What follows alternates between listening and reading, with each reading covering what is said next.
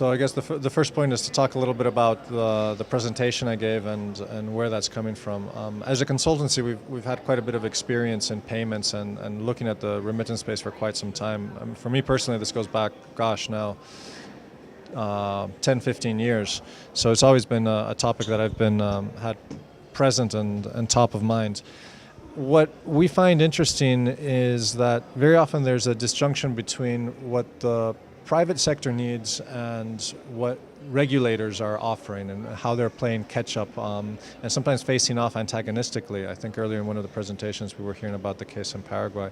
So what we've been trying to do in the presentation I gave was bring some lessons in a simplified way from other countries across the world that have either been important remittance senders or receivers, and analyzing the components of dialogue, cooperation between the authorities and the private sector on issues such as compliance and regulation, and seeing where there's been success cases and when there hasn't been such good success cases, so we can apply that to countries which are catching up, such as Brazil.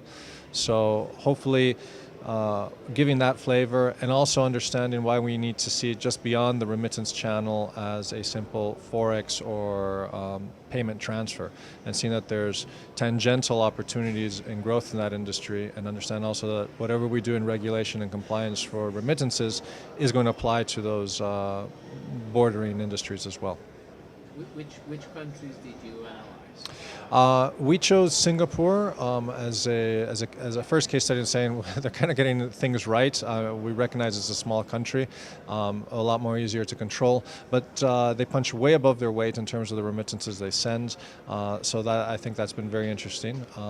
We chose other extremes. One which is current and present of mine is Guyana, and basically how unfortunately they've reached a complete impasse in being able to pass some very important regulation, and that is putting them on a blacklist not only in the Caribbean but potentially worldwide, and impedes the development of that industry there.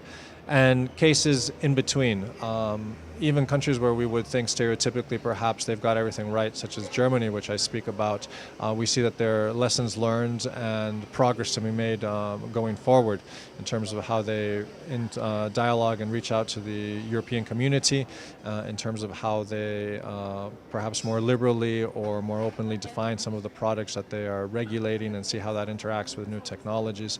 And we've also seen how when industry can move ahead of legislation and stick out its neck, it can be in danger of having its head chopped off, as has happened with Russia, which unfortunately we see the remittance space perhaps being in danger of coming to a screeching halt, at least for the CIS region, if the anti-terrorism laws which are going through and being considered in the Duma do become effective law in the next couple of months. So those are some of the countries that we've highlighted, and furthermore, I think we finish off with how a more involved regulatory regimes such as Saudi Arabia, although they can be more controlling, can nonetheless, if handled correctly, bring together private industry and progress in remittance and new payment tools.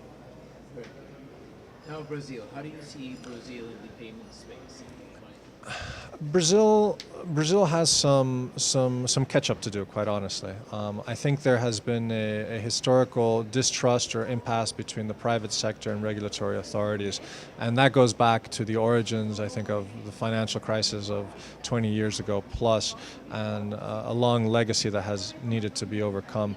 There's also been somewhat obtuse and heavy regulation at time, or at least red tape to get through, which has complicated very much the task of remittance companies and forex companies in understanding what they need to do, how to comply, how not. And in the middle of all of this, Brazil, because of its place on the world stage, size of its economy, is receiving much more scrutiny from abroad and being asked to change its laws. So it's needing to do that at the same time maintaining the development and fostering interest from the remittance companies themselves and from payment companies in general.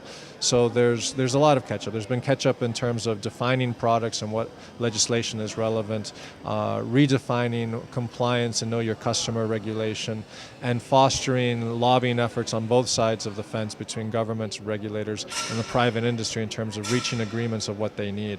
But it's exciting at the same time because when these sides are at the table and dialoguing, it means we're very likely looking at an uptick in a growth cycle, which I think we can expect over the next 5 years plus, for sure. Great. Now, final words about IMTC. Your opinions. How do you like the conference? I mean, how important you see what we're doing, etc. Just brief. IMTC, I think, is rare in the sense that it managed to zoom in on a very exact level, a type of dialogue and interchange of ideas for regulators, as we've seen here, for large players and for small players in the remittance area. It's also a great way to talk about NGO and maybe non-aligned think tanks and bring all these ideas and ways of thinking together. The dialogues are usually excellent. Ever since I've been exposed to IMTC and speaking as well, I've been very pleased with it. And generally the dialogue and feedback that I get back from it is, wow, this really helped us get new ideas, bring some of our thinking and planning to the next stage. And for us at Edgar Dunn, it's also been very interesting in terms of seeing the interest it's generated in our services. So we couldn't be more pleased than to see IMTC continue to grow and to support it. Thank you.